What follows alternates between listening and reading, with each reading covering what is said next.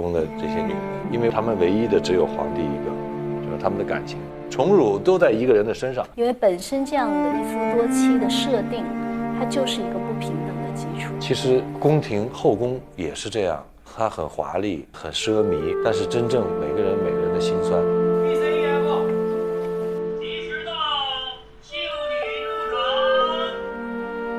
婉华是一个非常非常贤惠的一个女人，非常的爱乾隆，这种爱是夫妻之间的爱。我跟孝贤皇后的话，可能更相敬如宾一些，但是我心里面还是很尊敬她。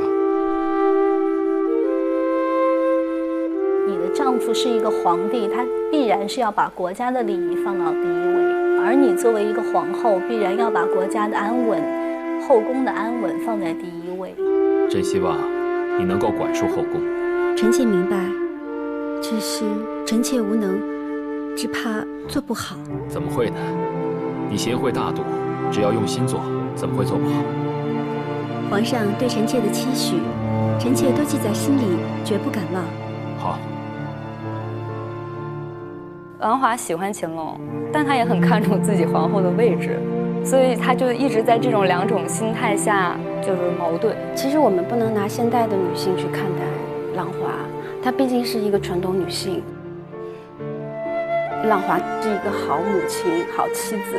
就是有一场皇上生了疥疮，我去养心殿照顾她。我觉得浪华没有机会让她表现深深的爱皇帝的这种戏份。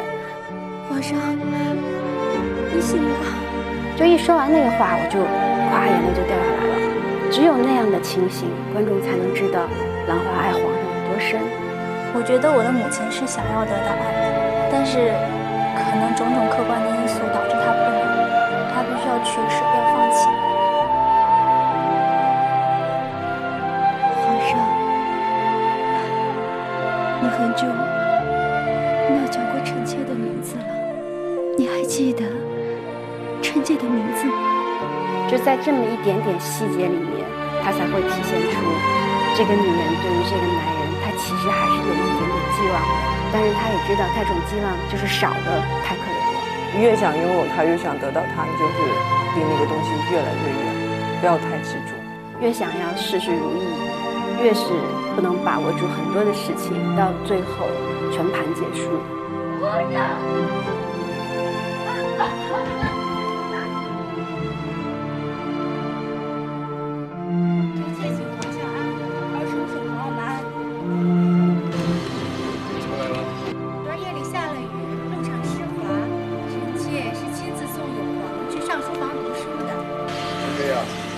把永璜托付给你。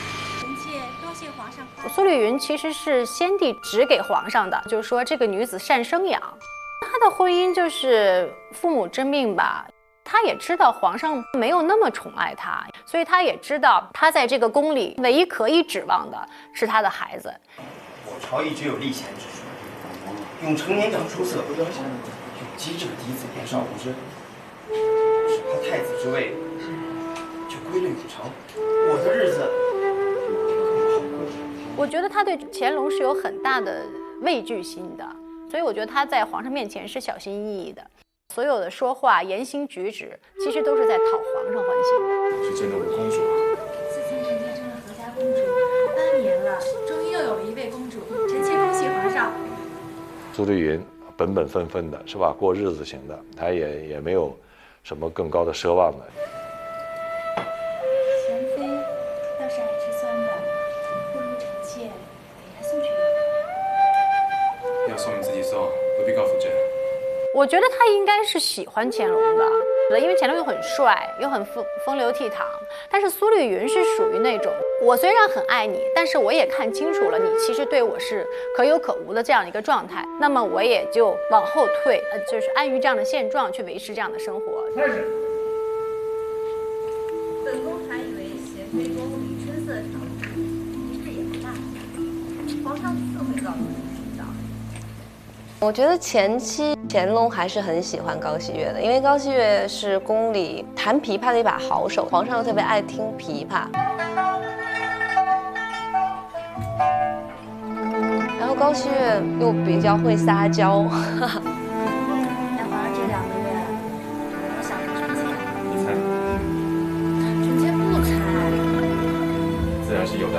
进宫以后，他每天都是在想怎么能得到皇上的心，能多得到皇上的宠爱。他最后觉得皇上对他是最重要的，比他自己都重要。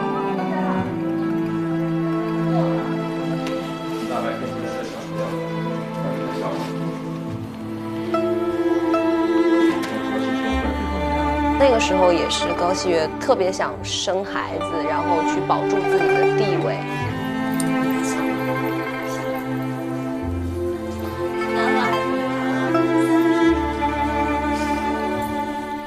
皇上虽然是也很宠爱熹月，但是我觉得他只是可能面子上要过得去，有可能是单方面，就可能是熹月对皇上一往情深。那场戏，当我一直在等他，大概将近4年吧。我原来以为就这个我深爱的男人来了，但是我看到他的时候，我突然觉得这个男人眼睛全是冰冷的，是陌生的，他已经不是来跟我谈感情的了，就实在没办法，最后来跟我见这么一面吧。我觉得他整个心都凉了，他还是对皇上抱有一丝的那个希望跟幻想吧，但是皇上没有帮他，一句都没有。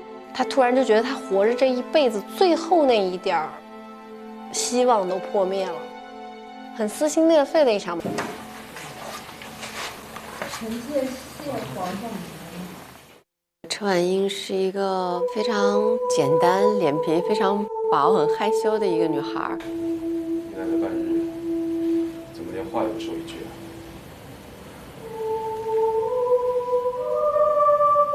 臣妾笨嘴拙舌的说了。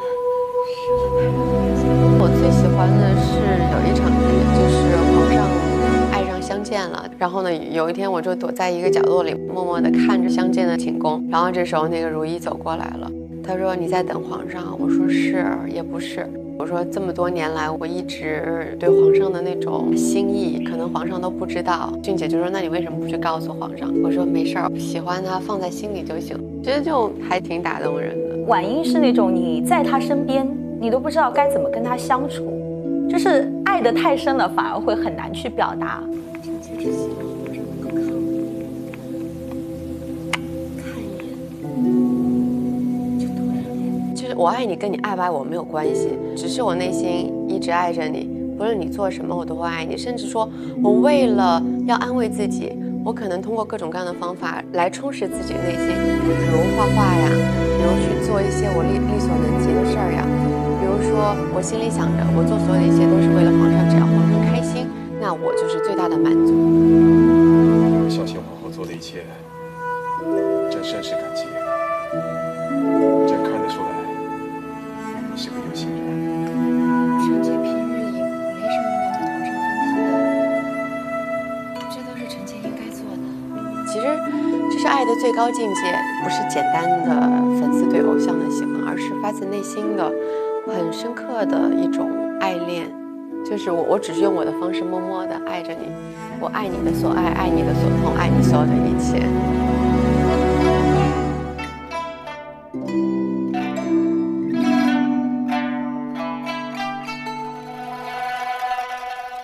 曲有误，周郎顾。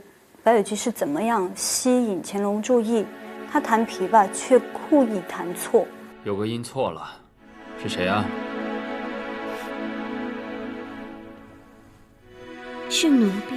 自己大胆的跟皇上接近，成为了乾隆他那个登基以后第一个的新人。你叫什么名字？奴婢姓白，名蕊姬。为什么他选择白羽姬不选择高熹月？因为高熹月棋艺很精湛啊，他根本就不需要乾隆来点拨。乾隆喜欢这种自己能够点拨一下的这种心情。你这弹的是胡笳18拍吧？皇上好。他这个时候他肯定心里面就是会觉得，哇，我现在很得宠，我恃宠而骄。其实他根本就不知道他现在做的一切，人家会觉得他很傻。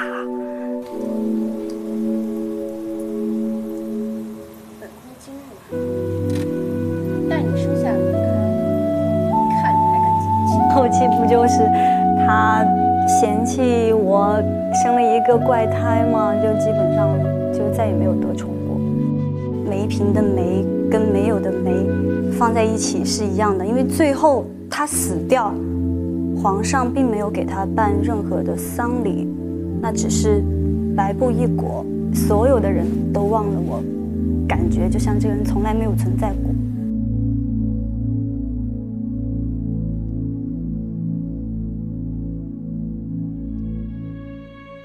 像奕欢啊，他对皇帝的那种痴情，他是真心的爱，粉丝般的那种。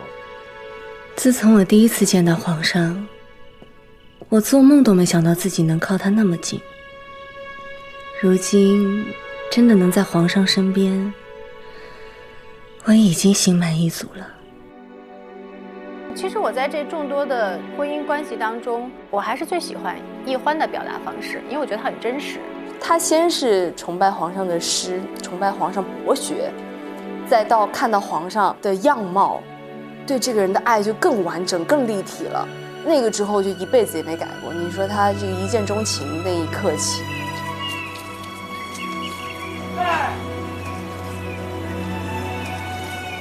我记得导演跟我说过，说奕欢是一个他一辈子一直到他死的那刻，他只要想起他第一次见到皇上的场景，可能他都会哭的那个人。乾隆就是他的梦，是他的神，是他的一生啊。开始。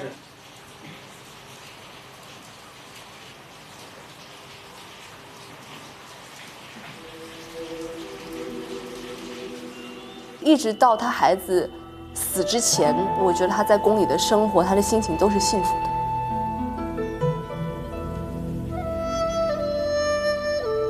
奕欢最在意的就是他的这个梦啊，就是乾隆这个人。我觉得她是一个很有个性的，然后很直率的，是一个在感情上有洁癖的这么一个女人，所以她不能够接受梦破碎了这个事情。皇上嫌你是内科男，我是太后的人，所以他给你喝的是批出就没有。就是他认为最重要的人和最重要的事儿都已经破灭了，只是他的爱带有一些很特别的色彩，跟旁人所不能够理解的这种盲目痴情，但它就是爱情。第一次见到世子时，我便被他的笑容打动了。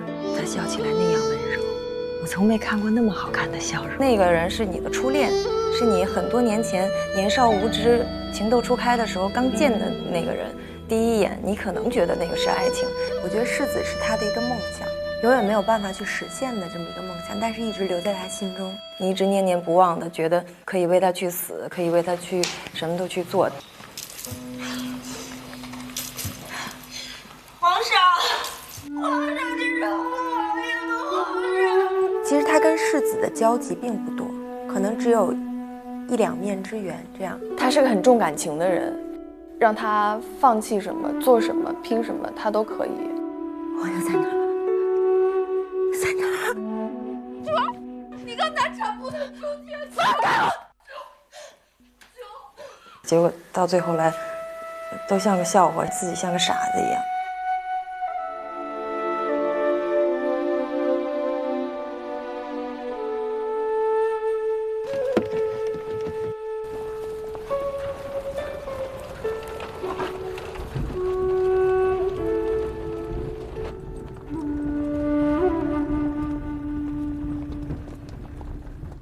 因为我觉得其实韩湘剑就比较特殊嘛，大家都知道这个人物也是非常传奇的一个女子，她相信真爱吧，因为她内心有她最爱的韩琦。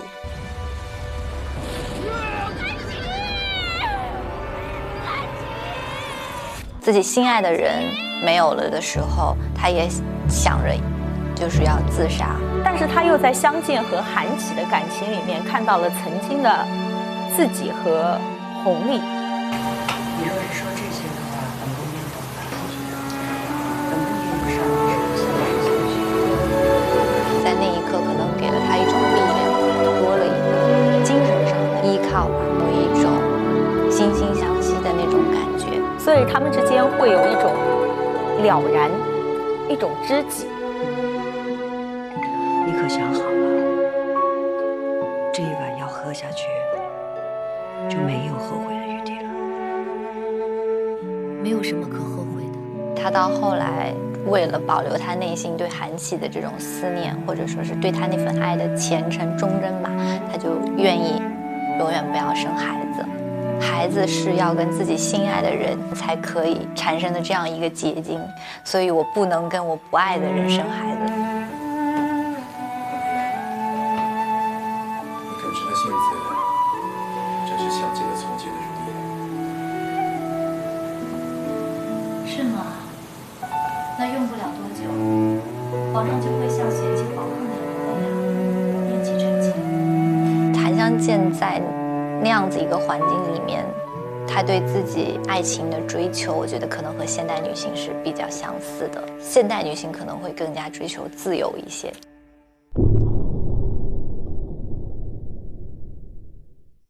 臣妾问皇上安。你都跟朕那么久了，怎么见了朕，还是那么怯生生的？我觉得海兰是属于那种我要收起我所有的这个棱角，然后做一个与世无争的人。她对皇上也没有太深的感情，她不像就是其他的女人。她其实就明白宫中的那些感情是这样的，她会一个一个来新的。就是你如果真的投入了，你爱了他，你就会受伤的。尽忠职守，任负他头领之位。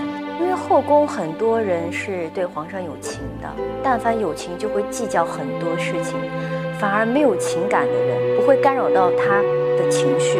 他算是众多妃子里面就是理解他蛮理解乾隆的人，那但是他不会跟着他对着来，那很多事情他会用他的方式去处理，这样。那所以乾隆也理解他是一个特别明事理的人。我觉得他年轻的时候一定是对乾隆有情的。我觉得有点互敬互重，就是相敬如宾的感觉，对。但是我不爱他了。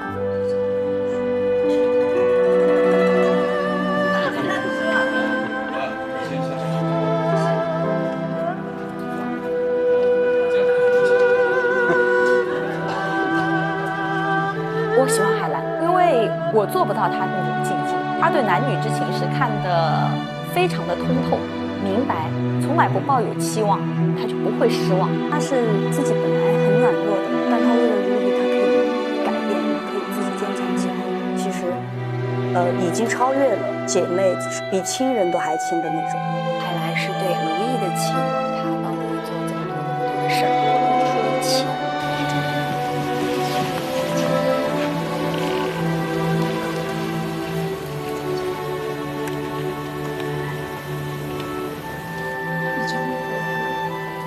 互相知道为了对方，就是对方做了一些事情跟自己一样，然后如意知道海兰是这样子可以冒死去救他的，我觉得那个信任感是非常坚强的。海兰是因为我跟如意是好朋友，然后也帮过他跟如意，所以也会把我当成朋友。其实我跟凌云彻中间又有一个很微妙的关系，其实会有一点点小吃醋的比较。我觉得只要是很好的朋友，只要是人都会有那一种心理上的难过。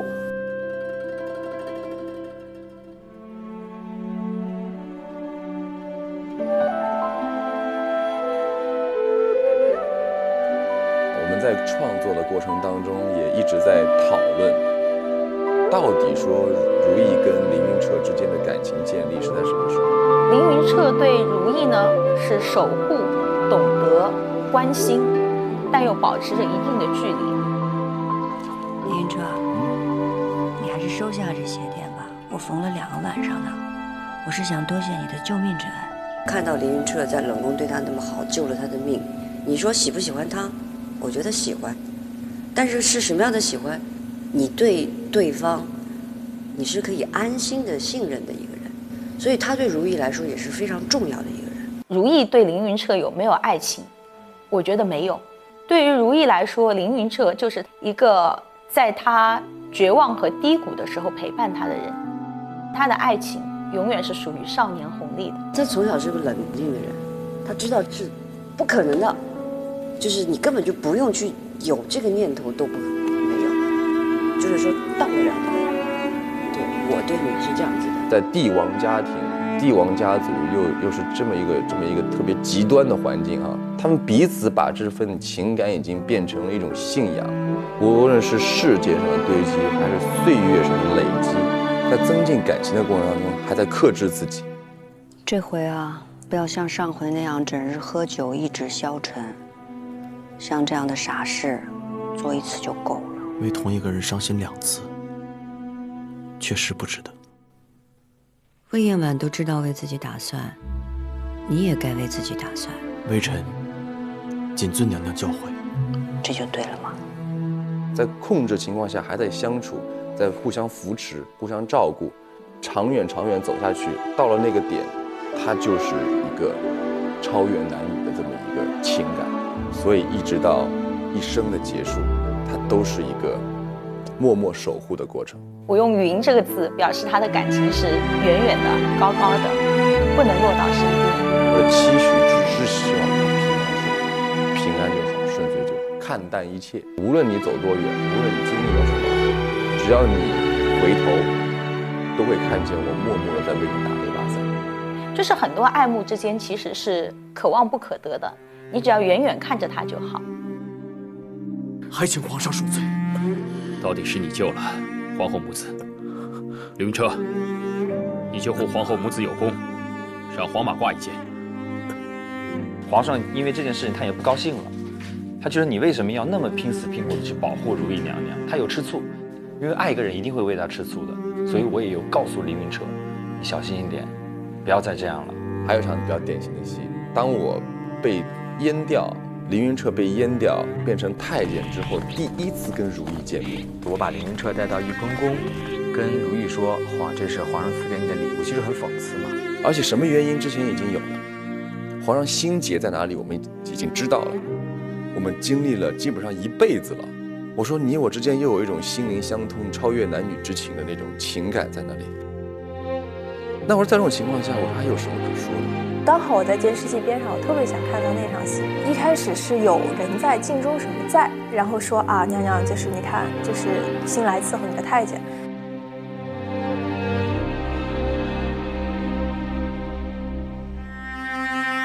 我跪在那儿，含着泪看着，迅姐是傻了，看着我。迅姐有一个很厉害的地方，就是她的眼神。拍他特写的时候，一开始他是很收着，没有多大的表情。他眼神刚收一点点，我立马就卡那个点，我说多谢你，就磕头，他哗就完全是控制不住的那种。我本来迅姐就比较性情，然后他一旦进到那里面就不行，那一下就不行，就崩塌。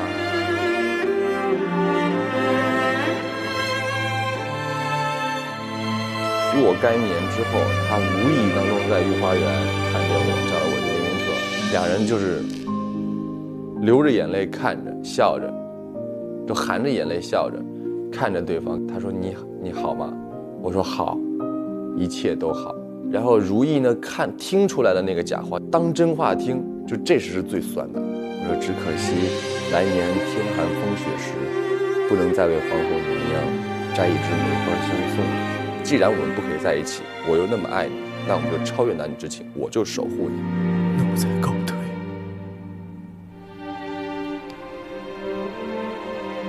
你保重啊。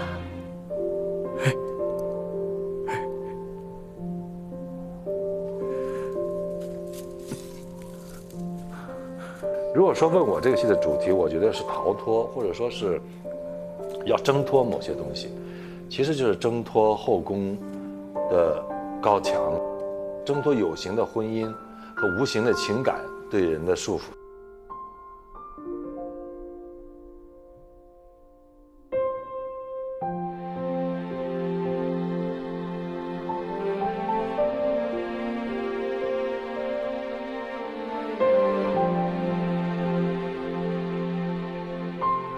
如意也好，弘历也好，乾隆也好，我觉得每一个人，哪怕是小小的宫女太监，他们都是一个时代的牺牲品。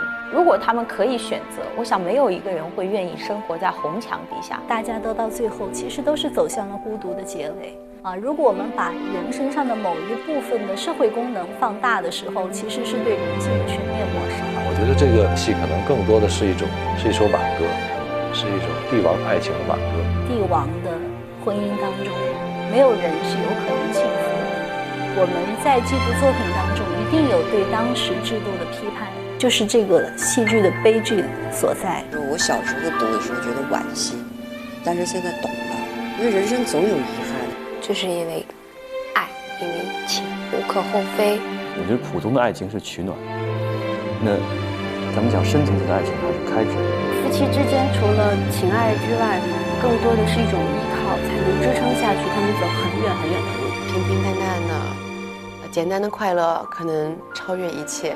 婚姻是需要去经营的，然后也会遇到坎坎坷坷，到最后才会悟到很多的道理。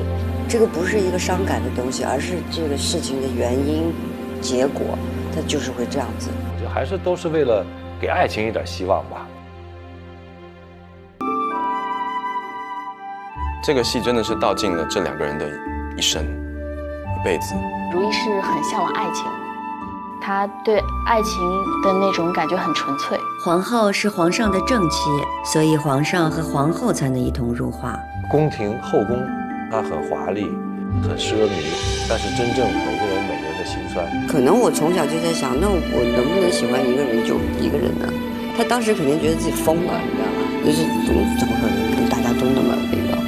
我们那里一个丈夫只能有一个妻子，并没有钱。突然老师你跟他说的时候，我觉得我这么想没有问题啊。这时候如懿就觉得，对啊，为什么不是像国外那样一个丈夫一个妻子，这样2个人其实都相濡以沫呢？白首偕老多好。我们这部戏对于女性的解读，其实如懿是一个典型的代表嘛，不管是女性心理的情感。还是女性生命的体现、价值的体现，包括她其实对，男权社会她也有一些质疑的。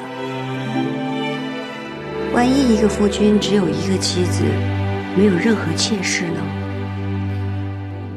朕看你是傻了啊！怎么老想着郎世宁的闲话？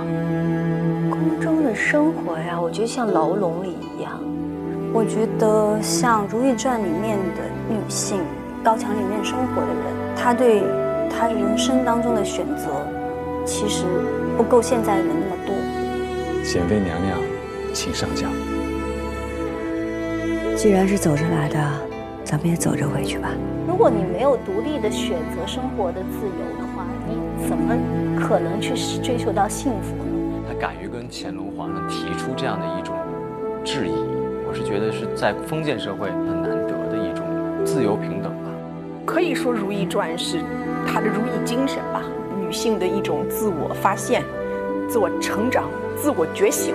因为她要拿出这点情感，最后发现自己其实是很无力的。不要痴迷在爱情当中吧，不要把命运掌握在别人手上，要掌握在自己手上。中秋已过，是非已平，只有心无执着，清净自在，所有的尘埃都侵扰不了你。他话里话外都在点拨这个如懿啊，告诉她就是放下一些执着的东西，然后心要清净自在。我觉得心无执念这个东西是要花很长很长时间去累积、去练习的。我想我这个角色除了在这一个阶段可能有一些制造一些矛盾、一些戏剧冲突以外，可能也是给如懿这个角色在思想上把它拔高一些，然后给她一些更大智慧的提醒。皇帝和皇后怎么都不作声啊？这戏怎么样啊？他们俩的婚姻究竟在什么时候破裂的，或者说他们俩感情在什么时候断的，可能是一个潜移默化的过程。环境跟身份跟各方面的不一样，慢慢的这个距离感就越来越大了。我觉得她其实更多像现代女性一样，我只是把你当做我的丈夫来看待，我并没有想过就是说在你面前去做一个低你一等的人。她其实很追求感情里面的平等与尊重。我觉得观众会和我一样目击着如懿的整个的演变和皇帝的爱情从有到无，从无到有吧。你不是说做朕的皇后厌倦了吗？朕今天成全你。金宝，将乌拉那拉氏带出去，收回她的皇后侧袍。其实有很多读者跟我说，能不能就是改变断发这个结局，因为实在太凄惨了。那我觉得一个人物他本来的结局是怎么样，我不想强行去给他安一个非常美好、看起来大团圆的结局，所以没有去改变。说这个皇后呢，她突然自行断发，就是把自己头发给剪掉了。他说这样的事情呢是满人他完全无法接受的一个事情，这是非常的一个不能合乎这个礼仪的一种表现。所以呢，他这个不能抹平天下，这才让大家知道可能中间发生了比较大的一些变化。这个我觉得如懿她是没有想到她在那一刻会断发，她是吵到那儿，吵到那儿，吵到那儿，哗就断了，然后那个就开始想这个事儿要怎么办。对感情的失望，对他眼前生活的失望，但是他又没有办法去改变整个环境、整个社会，他做到的只能是坚持自己。你看，一个人一生都在向往一段情感，一生一次，心因一动，他的生命最核心的一个点。他在寻找，他也积极争取，但是后来发现，他所想象的东西和现实，他是分离的。他和皇帝要去经历的，就是他跟皇上说的那个来因续果。最后就是如懿来讲，就是对什么都没有无恨吧。你的选择，他的选择；你的变化，他的变化，就到这个地方，他自动就解了。这个不是一件伤感的事情，而是你跟这个男人有一个非常完整一个融合的过程。就是两个，其实到最后，我觉得一个戏就像画一个圆一样。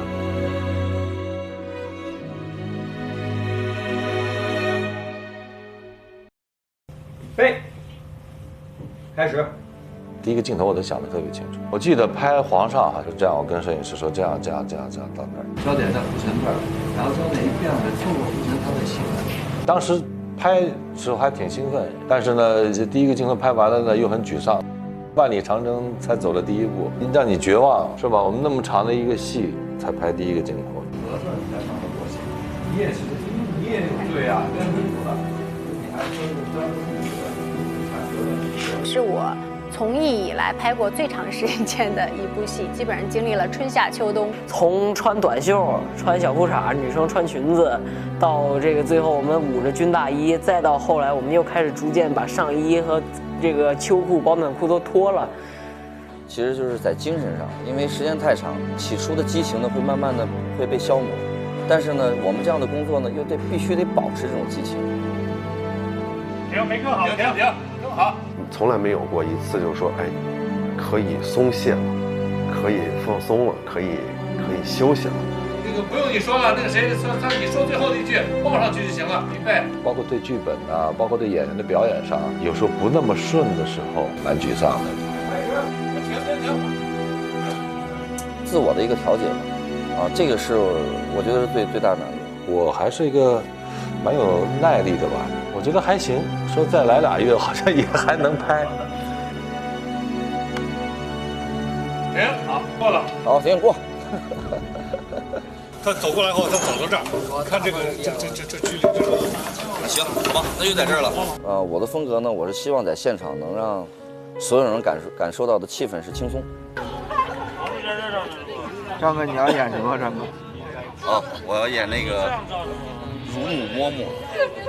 所有人放松了，才会更好的发挥自己的能量。国浩，来。哎，我去，看我老公快杀了我了！今天这么多人，为什么来这么晚？如果说人生有了1年1部的话，我觉得他最起码他是让我往前走了5步，这一部戏。你就往佛堂那一走，就放那会儿。苏联为了年轻人就炸给人了。因为《如懿传》，我结了婚，我有了孩子，写《如懿传》。拍《如懿传》就是又新学到了很多东西，每一次接触不一样的人，也会接触不一样的演员，从他们当中去感受到一些你觉得好的东西，那你就留在自己的脑子里面，是吧？就做一些沉淀。我觉得咱们这个组是特别认真、特别执着，就是对工作一丝不苟。这一点，我挺感动的。我从剧以来拍着时间最长、最严谨的清宫剧，相当于我们是感受了一个朝代吧，是从方方面面各个细节来了解清朝的这种衣服的这个各种样式啊，然后它的工艺啊，然后还有它各种细节的东西，我觉得特特别的开心，因为我们非常难得有机会这样系统的来学习，来感受这样一件事情。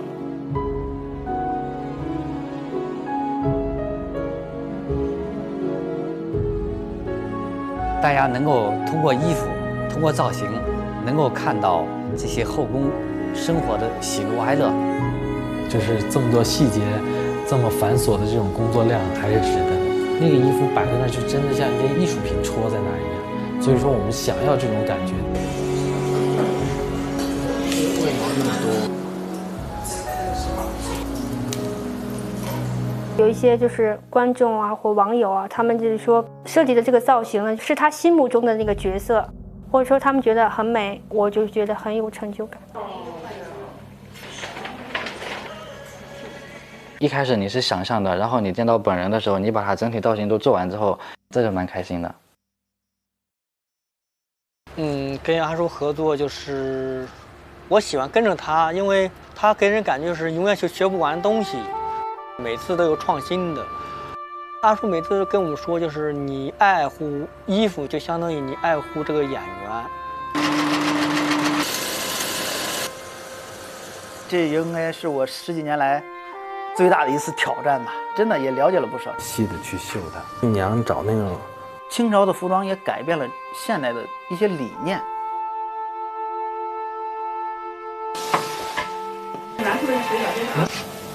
我觉得组里主创部门啊，他都是一个特别较劲，自己和自己较劲，完美了还要更完美，就是这种追求。最大挑战其实可能是我自己克服一个心理上的一个障碍。这个难做的这件事情的时候，要考验我自己对清这300年的历史当中，我自身的文化的一个积淀，和哪些东西我无法逾越的地方，我能找到一些更适合我自己的一个表达，可能这个是特别困难。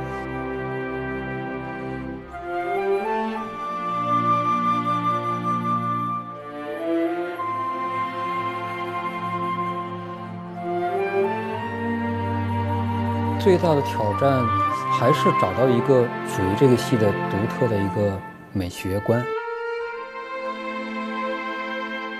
只要完成我们心里面的这个要求，这是唯一的衡量标准。这个基础就是大家对于美的感受力很接近，它这个美学原理非常的相近，彼此沟通起来很容易就达到共识，那这就是顺畅嘛，默契。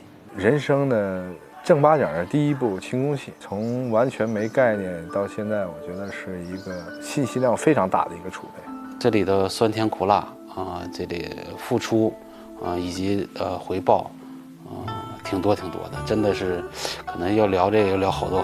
我们的道具兄弟们还是比较心灵手巧，又很辛苦。他们都很夸我们的道具做的饭很好吃，那个宫廷的点心啊，一道一道。配，放，走，我操！1、2、3，拉远。对，基本上咱们做的菜都可以吃的，都是我肯定会保证它的新鲜度。其实我最想呈现出来的是什么呀？就是一种家的感觉。印象最深刻，我就觉得拍关机那一天，我说哇，《如懿传》也可以关机了。对啊，终于关机了。弟兄们的配合，以及自己对自己的又一个成长，牵扯到很多东西，弄一个完美的结局吧。经验就是，以后我再也不认为外面什么戏是个大场面的戏有多难拍了。凤船位置再往前，兵船在龙船的两侧。当这个镜头拿到手，从无到有，这种成就感，就是对制作人员他是一种内心的一个满足跟愉悦，更认识到自己原来我还可以扛这么久，或者说是专注这么久吧。我们的器材已经基本上接近电影了，算是比较值得花本钱下去的了。不好了，我们家贵人见当红了。清宫戏现代的声音不能有，车声、喇叭声、人声都不能有，调条件呀需要比现在需要苛刻一点。你要知道，在横店这么一个嘈杂的环境下，保持这样一个安静的环境，没有人发出声音，非常不容易的一件事情。阿弟，开机。给了我们演员一个非常好的创作环境，那我们只要用心演戏就好了。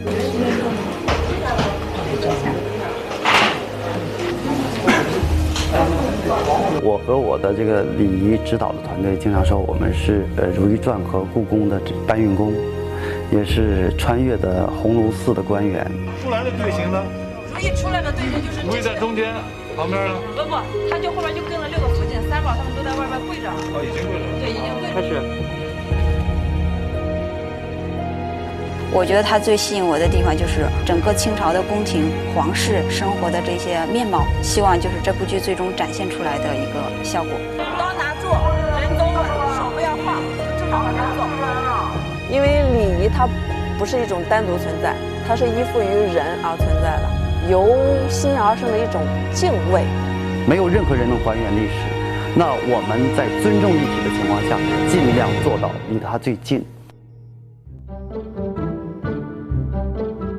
我希望用视觉能够把观众提前带回到那个年代，带回到那个场景，因为照片本身来讲，它也是时间最好的讲述者。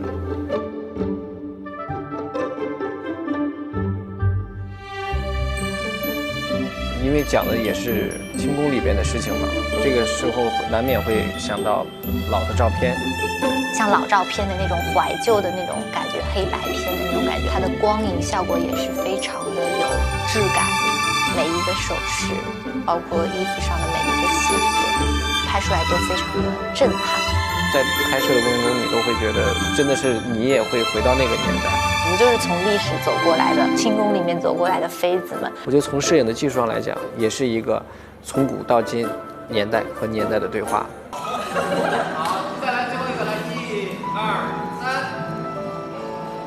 为什么说是《如懿传》大家庭？就是每天我感觉我过来上班了，然后门口有一个小贴士，每天满满正能量，先迎接你。因为每个人他的每天的一个状态跟心情可能都不一样，他看到了这样一个东西的话，就能稍微把他的心怀打开一点。然后呢，每天有那个今天什么的，我觉得真的是特别温馨，然后打了特别好的鸡汤血。我觉得这部戏人情味更重一些。各个大家在现场的工作状态，还有跟各部门的同事之间打交道，也可能是因为在一起的时间太长了，所以就是感情会更深厚一些。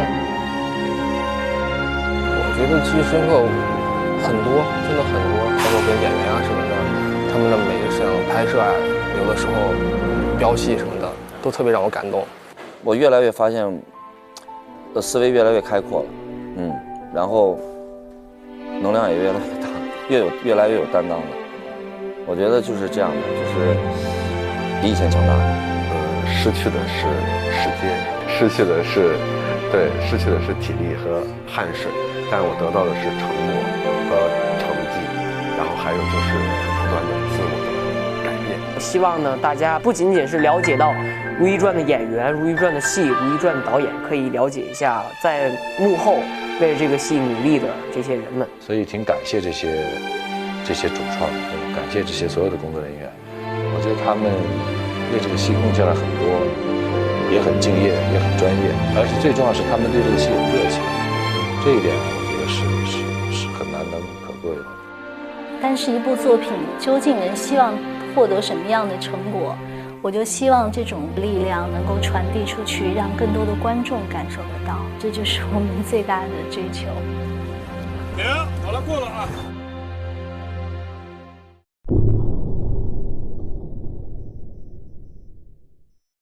我觉得这部戏还是比较特殊的一个情况，因为很少有戏拍那么长，然后大家要一起生活8、9个月，然后包括每天的相处，还有你对你的角色的，因为时间拉得很长，所以你的进入的一个状态是挺难忘的一个戏。这种开场，奥运场，私底下就是我呀，包括张嘉宁，就几个妃子，我们比较差不多大年纪的嘛，我们就会嘻嘻哈哈，就很开心。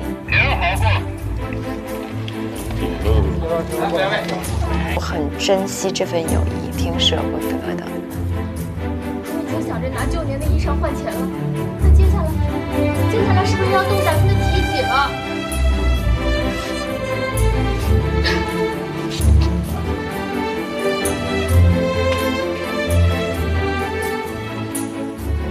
戏外非常的热情，心地非常善良，然后我们俩特别聊得来。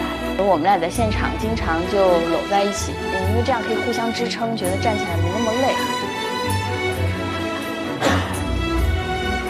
我们3个基本上是连体婴的状态。拍戏这么长的时间，这个戏给我带来的一个，你能拍这么长的时间的戏，然后收获了一个作品，还能收获一个好的伙伴、好的朋友，多好啊！但现在还没死呢吧？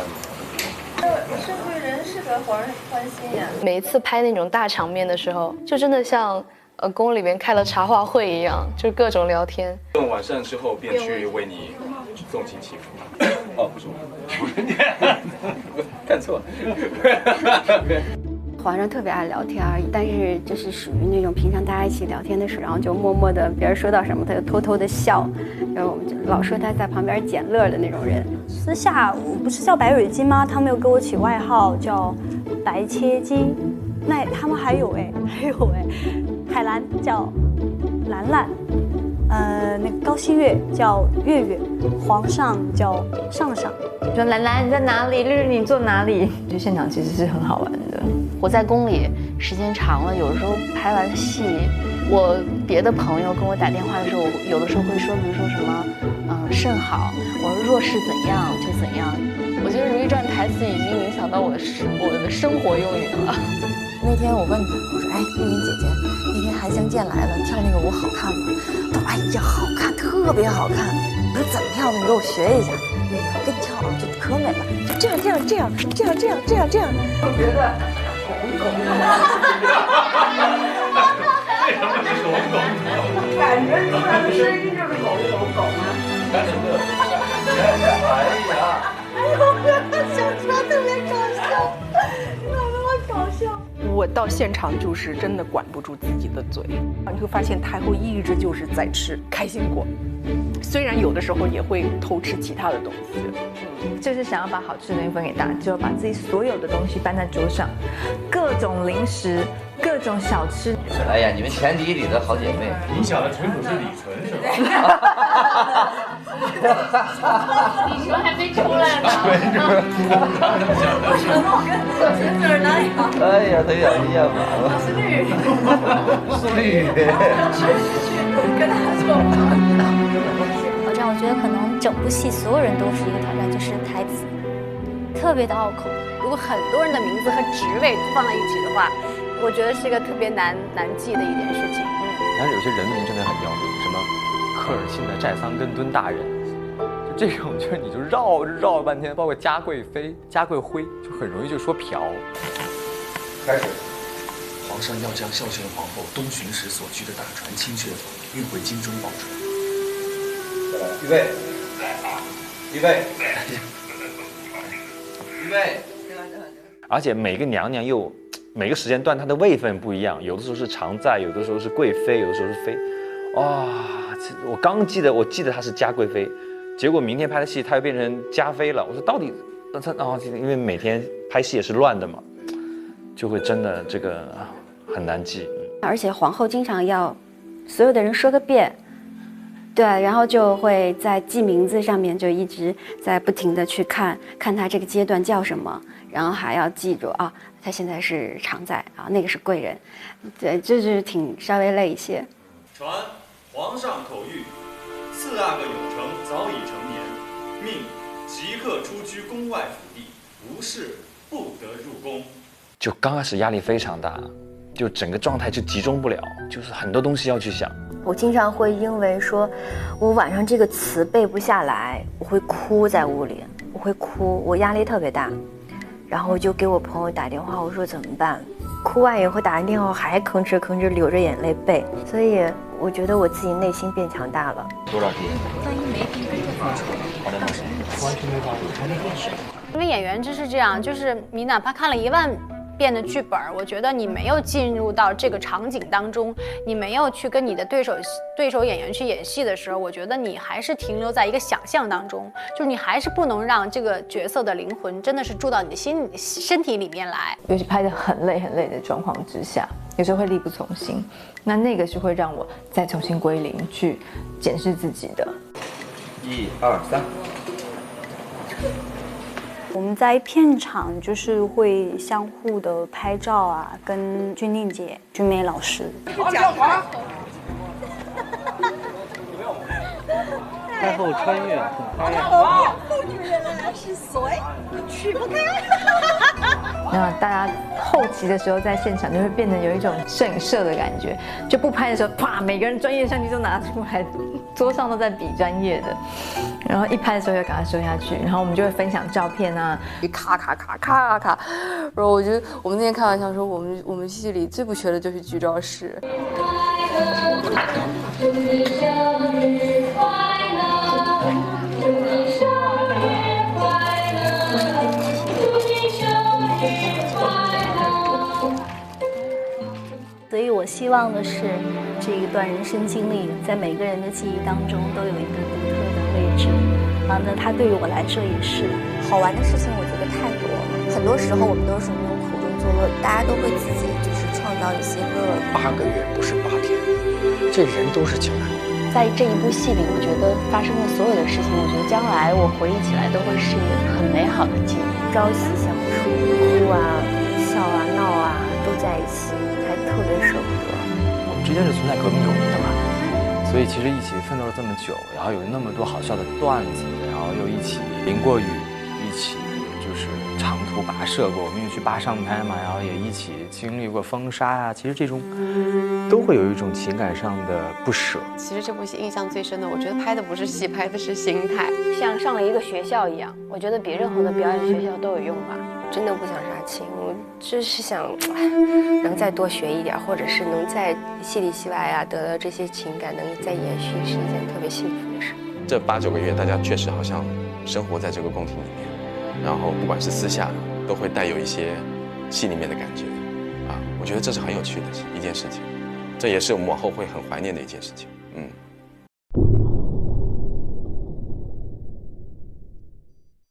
每个女人在死的时候都会有一个华彩篇章。我每个嫔妃都不管多恶，都拍特别美，多元化的塑造了女性群像。那我觉得女性自觉的意识是很多人在追求当时入宫的动机，同时感觉到了这种悲剧性的力量，因为他们想获得的东西其实都实现不了。说，你这样是看不见西方殿的，看不见也得看啊。儿子是为娘的命。就是这个女人真的是很可怜啊，又没有男人的疼爱，然后唯一的指望孩子又被皇上唾弃啊，甚至出4。对啊，所以很悲哀。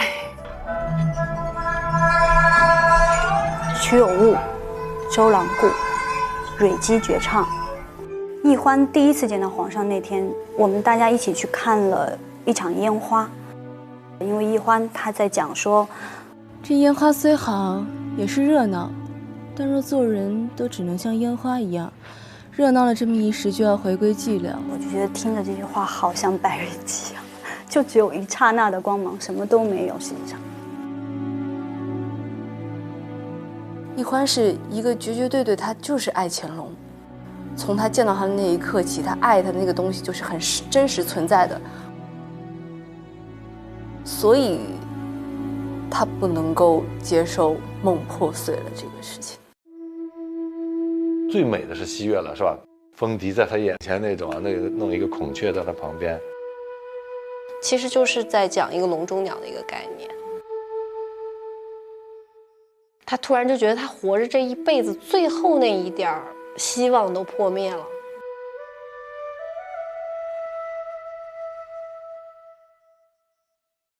所以后来他也开始要把兰花拉下水，要去告诉皇上兰花这些罪行。今生的事还未定，皇后就想着后世的因果，难怪你在昏迷的时候一直喊着一报还一报。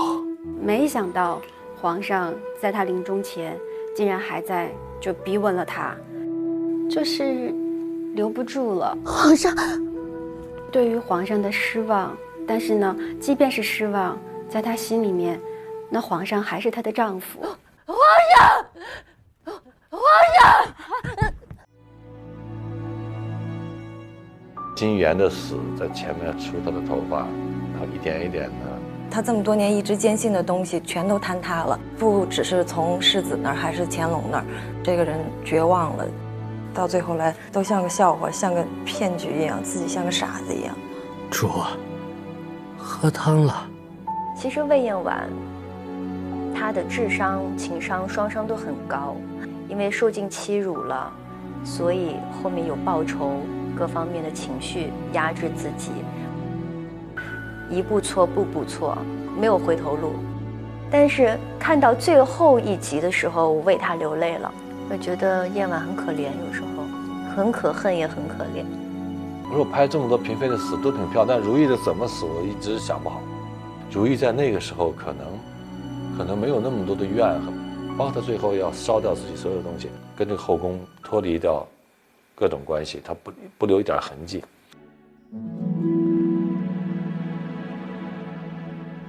就是他走得很安静，他已经把他该做的事情做完了。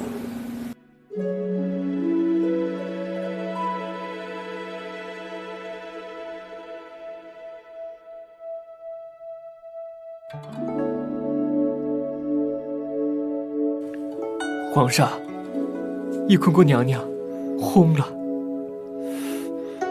如懿的离世是让我觉得那个东西是太复杂了。有我自己的自责、内疚，还有太复杂的东西在里面了。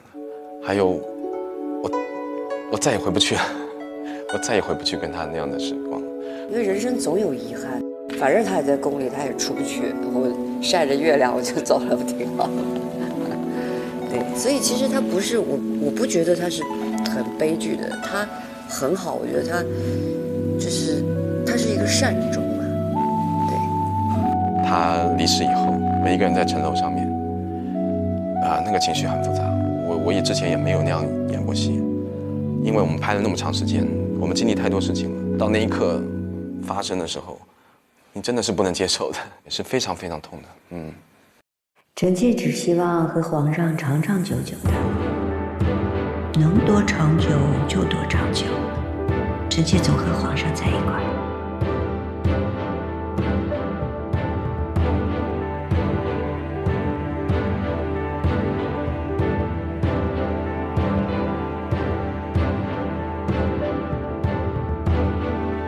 我很庆幸我有这样的一个人生的经历，我体会到一个这么重要的人物的一个喜怒哀乐。哪怕是一个世人眼中失败的皇后，不成功的妻子，一个深宫中的落败者，她身上也有着非常美好闪光的一面。她做着那个时代很多人不敢做的事情，自由、自在和追寻。坚持。而《如懿传》可能更多的探讨的是人性，没有绝对的好人，没有绝对的坏人，就这个世界不是非黑即白的，它会有很多不同的角度。就心无执念，就他在就珍惜，不在了就让他好好的在。这部戏所有的演员都尽了所有的力气，我觉得那就够了，那就够了。我觉得《如懿传》它就是《如懿传》，独一无二的《如懿传》，能让你静下心来去欣赏的一部戏。它可能是更多的是娓娓道来。我希望观众来做一个爱情文艺片来看。以我们现有的资源和我们现有的美学追求，我们希望成为一个凝结着我们心血的一个独特的电视剧吧。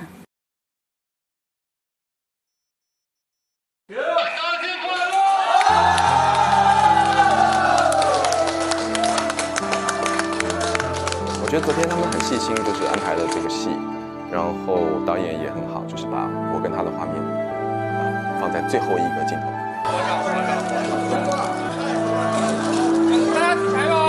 原来想会很兴奋，对啊，无数次的想过杀青那一天，从开机第一天就想，真的杀青了吧，又五味杂陈。我的感觉就是一起奋斗我们9个月，像战友一样的那种感觉，其实也蛮特别的。《如懿传》今天终于杀青了。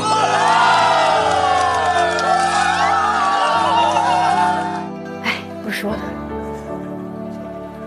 一说又得掉眼泪。哎，我昨天要杀青嘛，看到那个上面写张嘉倪杀青，我就想哭，就是不想在大家面前哭啊。这样如果你哭的话，每个人看到大家都会很难过，所以我们都会就是压抑住自己的情绪。突然觉得要告别的时候，你会真的有这种不舍，多年没有的那种感情了。杀青感言，我终于杀青了，终于拍完了，我终于不用演坏人了。其实真的还挺舍不得。你就会有一种失落感。有些经历，其实你人生中只会出现一次。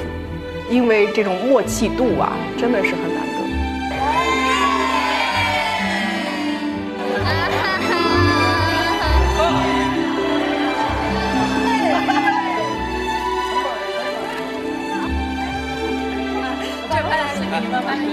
虽然故事精彩，这个大家也都合作得特别好，依依不舍，但是待在宫里，衣服太沉，头饰太重，规矩太多，还是宫外见吧。